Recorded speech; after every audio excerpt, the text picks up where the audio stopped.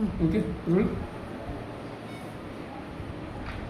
Sir, महिला बालविकास राज्यपत्रित अधिकारी संघटनेतर्फे आपण राजेश गायकवाड जे आहेत खाजगी सचिव, माननीय मंत्री जे आहेत महिला बालविकास त्यांच्याविषयी काही तक्रारी केल्या आहेत.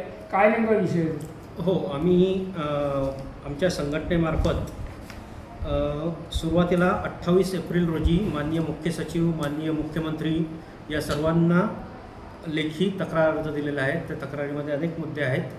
त्याच्यानंतर अजूनही कारवाई न झाल्यामुळे परत एकदा आम्ही 18 मे या रोजी माननीय मुख्य सचिव यांना पत्रव्यवहार केलेला आहे संघटनेमार्फत. आणि संघटनेकडे अनेक अधिकारी, त्यामध्ये महिला अधिकारी आहेत, अल्पसंख्याक अधिकारी आहेत, अनुसूचित जाती जमातीचे अधिकारी आहेत, या सर्वांच्या तक्रारी प्राप्त आहेत आणि त्या अनुषंगाने यांच्याविरुद्ध आम्ही तक्रारी केलेल्या आहेत. त्यात महत्त्वाचं 2021 साली मी इथे जिल्हा परिषद जळगाव येथे कार्यरत असताना तिथून माझी बदली करण्यात आली जिल्हा महिला व बालविकास अधिकारी बीड या पदावर. आणि त्याच वेळेस तेच पद म्हणजे जिल्हा महिला व बालविकास अधिकारी जळगाव हे पद रिक्त होतं. म्हणजे मुद्दाम, म्हणजे हा माणूस जो कोण आहे गायकवाड, हा मुद्दाम अशा प्रकारे म्हणजे हॅरेसमेंट करण्याचा प्रयत्न करतो, मुद्दाम त्रास देण्याचा प्रयत्न करतो आणि जातीवाचक वाचतो. त्या संदर्भातही मी नंतर त्याची भेट घेतली असता मंत्रालयात, तिथेही मला अपमानास्पद वागणूक वगैरे दिली, फार जातीवरून बोलला. ते सर्व मी माझ्या तक्रारीत नमूद केलेलं आहे. तसंच आमच्या संघटनेच्या इतर ज्या तक्रारी आहेत, एका महिलेची तक्रार सांगतो तुम्हाला. म्हणजे अक्षरशः महिला व बालविकास विभागामध्ये महिला अधिकारीच सुरक्षित नाहीत अशी ती सर्वत्र भावना आमची निर्माण झालेली आहे. तर एक महिला, त्यांना अशीच गैरसोयीची बदली दिली, त्यामुळं त्याला भेटायला गेला गायकवाडला आणि त्यांना विनंती केली की माझी ट्रीटमेंट वगैरे पण चालू आहे, तर मला बदल करून द्या बुवा त्या बदलीच्या आदेशामध्ये वगैरे. तर आधी तर त्यांनी सांगितलं की ट्रीटमेंट तर तुम्हाला म्हणजे जिथं बदली दिलेली आहे तिथं पण हॉस्पिटल्स आहेत, तिथं ट्रीटमेंट घ्या. ते झालं.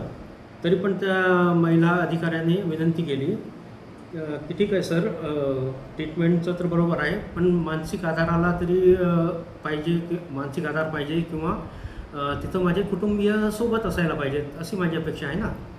तर याचं उत्तर काय माहिती का, की जो कोणी मानसिक आधार देईल त्याला घेऊन जा सोबत. अशा प्रकारे म्हणजे अगदी अश्लील, अश्लाघ्य अशा भाषेत म्हणजे त्या महिलेला अगदी लज्जा उत्पन्न होईल अशा पद्धतीने तो हा अधिकारी बोलत असतो. दुसरा आणखी एक विषय असाच एका महिलेच्या बाबतीत, महिला अधिकाऱ्यांच्या बाबतीत, त्या बदलीकरता याच्याकडे गेल्या असता, आता बदलीकरता पैशाची मागणी हा अक्षरशः 50 ते 60 लाख रुपये एकेका बदलीकरता घेतो. आणि जे त्याच्या रॅकेटमधून येतात त्यांनाच सोयीच्या ठिकाणी बदली मिळते. जे त्याच्या रॅकेटमधून जात नाहीत किंवा जे काही त्याची साखळी आहे, पंटर आहेत, त्यांच्यामार्फत न गेल्यास त्या अधिकाऱ्याला अगदी ठरवून गैरसोयीच्या ठिकाणी बदली दिली जाते. अशीच एक महिला अधिकारी त्याच्याकडं गेली, तर तिच्याकडं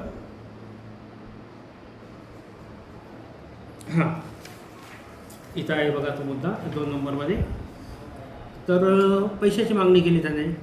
आता जी महिला अधिकारी म्हणजे स्वतः अगदी काय म्हणतो आपण त्याला, भ्रष्टाचारी नाही किंवा स्वतः म्हणजे गैरमार्गानं कुठेही पैसा कमवत नाही, तिने नकार दिला पैसे द्यायला. तर अल्पसंख्याक आयोग आहे, सगळीकडे आम्हाला तक्रार करावी लागेल. आणि या बाबतीतही म्हणजे अगदी भीतीचं वातावरण आहे अधिकाऱ्यांमध्ये. स्वतः अध्यक्ष जे आहेत संघटनेचे त्यांनी म्हटलेलं आहे की माझ्या जीवाला धोका आहे. तसंच इतर महिलासुद्धा पुढे यायला तयार नाहीत. सर्वांमध्ये भीतीचं वातावरण पसरलेलं आहे. त्यामुळे या अधिकाऱ्याची तात्काळ हकालपट्टी करावी अशी आम्ही मागणी करतो. या अधिकाऱ्यासंदर्भात तुम्ही अगोदरही पत्र दिलेलं आहे, आता दुसऱ्यांदा तुम्ही पत्र देतात, म्हणजे नेमकं या अधिकाऱ्याचं ऐकतं कोणी? ते काही आता मी सांगू शकत नाही, परंतु कारवाई होत नाही अजूनही आणि ती व्हावी म्हणूनच मी हा प्रयत्न करतो आहे पुढे जाण्याचा. म्हणजे त्या अधिकाऱ्यावरती काही बड्या नेत्या म्हणजे बड्या व्यक्तीचा काही हा आशीर्वाद आहे का, असं काही म्हणण्यात हरकत नाही? की मला सांगता येणार नाही. ठीक आहे. आपलं नाव आणि पर्सन? मी रफिक रुबाब तडवी, आता सध्या बालविकास प्रकल्प अधिकारी नागरी जळगाव दक्षिण या पदावर कार्यरत आहे.